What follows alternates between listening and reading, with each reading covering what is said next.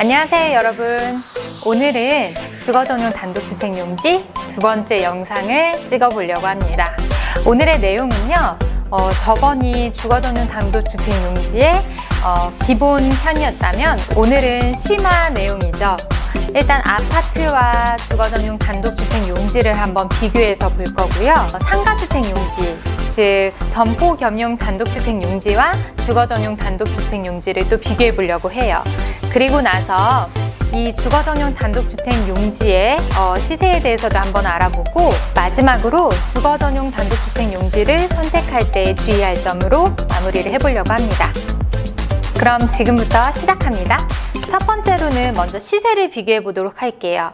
아파트의 시세를 확인하기 위해서는 여러분들 많이 사용하시는 호객노노 사이트를 통해서 한번 살펴보고, 주거전용 단독주택 용지는 국토교통부 실거래가 시스템에서 실거래 신고된 내용을 한번 보도록 하겠습니다. 보시면 84제곱미터, 즉 33평 기준으로 실거래가가 최근 2021년에는 거래가 없었네요. 2020년 하반기에 거래된 내용을 보면 6억 5천에 7층이 거래된 것을 볼 수 있습니다. 그리고 약 3년 전에 입주를 해서 거주를 하고 있는데, 3년 전으로 거슬러 가면 4억에서 4억 초반에서 중반, 그리고 5억, 그 다음에 6억 5천까지 올라간 모습을 확인하실 수 있습니다. 비슷한 시기에 입주를 한 자연앤자이 아파트도 한번 살펴보도록 할까요? 최근 실거래 기준 평균 7억 7천이 나왔네요. 2021년 4월 24일이면 오늘이 4월 27일이니까 3일 전에 거래가 됐습니다.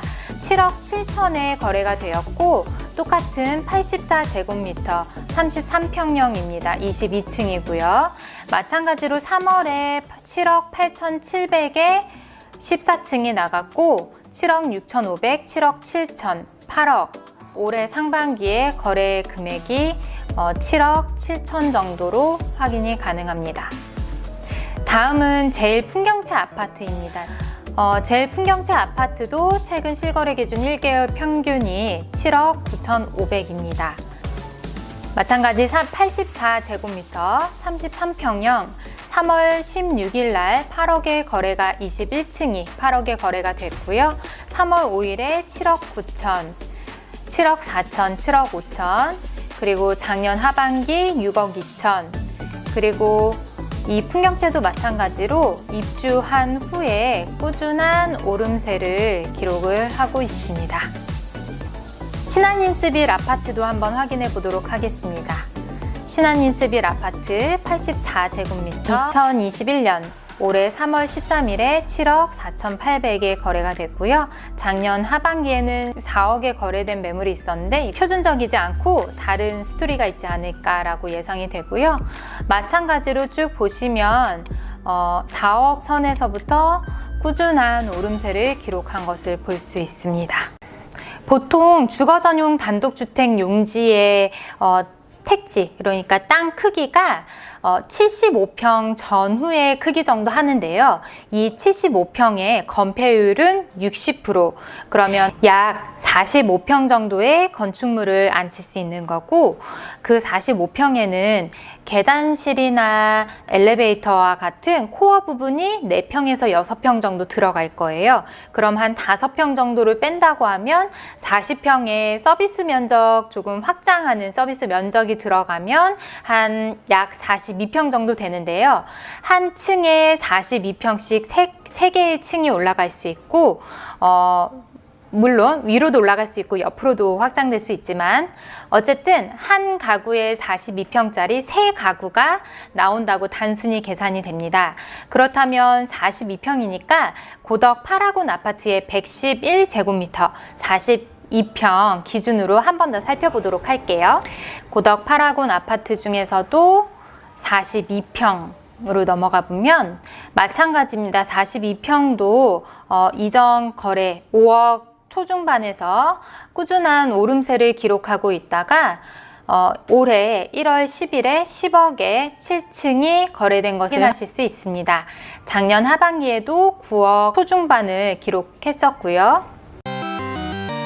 국토교통부 발음이 조금 어렵네요. 다시 국토교통부 실거래가 시스템으로 한번 들어가서 이번에는 주거 전용 단독주택 용지의 실거래 신고 금액을 한번 확인해 보도록 할까요? 국토교통부 실거래가 공개 시스템에 한번 들어와 봤습니다. 이곳에서 우리가 확인할 곳은 토지이고 2021년도 경기도 평택시 고덕면 확인해 볼게요. 법정동에서는 고덕 신도시에 보통 지금 1단계 주소들이 여염리로 되어 있는 경우들이 많거든요. 여염리로 들어가서 지목은 대지로 되어 있고요. 용도 지역은 주거 지역이죠. 이렇게 해서 한번 찾아보도록 하겠습니다. 올해 4월에 거래된 것을 보면 여염리해서 집원이 4로 시작하는 4자릿수의 집원을 가진 경우가 보통의 고덕 신도시 안에 토지 거래라고 보시면 되고요. 면적 보시면 230, 263, 258, 231, 232 제곱미터 기준이고요. 이 정도의 크기가 보통 75평 전후의 크기라서 우리가 확인해 보려고 하는 주거 전용 단독주택 용지 또는 상가주택 용지의 크기라고 확인하시면 되겠습니다. 4월 20일에 5억 5천에 거래가 됐었고 11일에 5억 2천 같은 날 7억 6,392만 원. 제가 봤을 때는 이건 아마 상가주택 용지, 그러니까 점포 겸용 단독주택 용지의 거래 금액이 아닐까라고 예상이 되고요. 4억 5천, 5억 이렇게 5억 전후의 금액에서 거래가 된 것을 확인할 수 있고 3월에 보면 4억 6,674만 원, 4억 3천만 원, 5억, 5억 3천, 5억 8천, 4억 2천, 5억 이 정도의 실거래 신고한 것을 확인하실 수 있겠습니다. 그리고 조금 더 내려가서 2월에 보면 2월에는 5억, 8억 5천 이거는 제가 말씀드린 대로 상가주택일 확률이 높고요. 4억 8천, 4억 5천, 4억 8천 5백, 4억 5천 이 2월에만 해도 이렇게 4억대에 거래가 된 토지들이 많았던 것을 한번 확인해 볼 수 있고요. 마찬가지 1월에도 4억 6천, 4억 3,192, 4억 5천 이 정도의 금액에 거래가 되었습니다.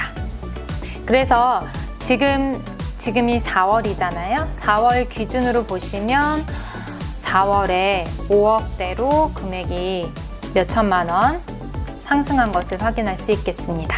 그새 옷이 바뀌었습니다.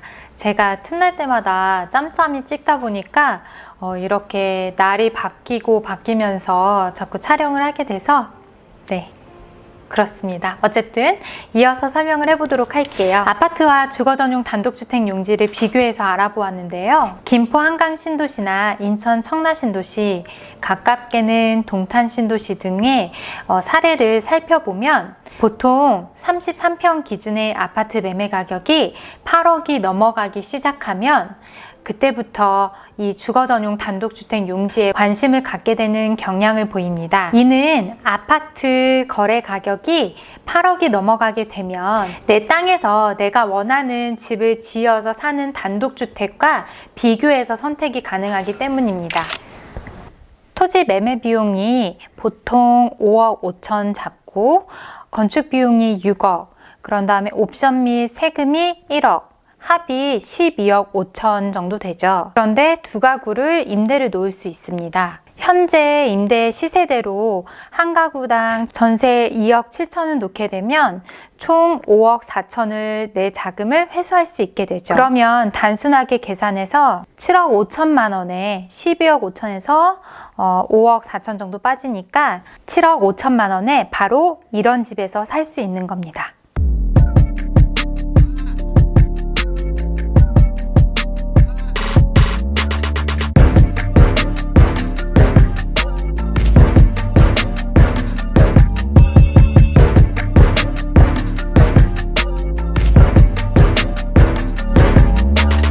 아파트의 편리함과 단독주택의 매력 중에서 선택이 가능해졌기 때문에 거래가 활발하게 된 것입니다. 다음은 구조입니다.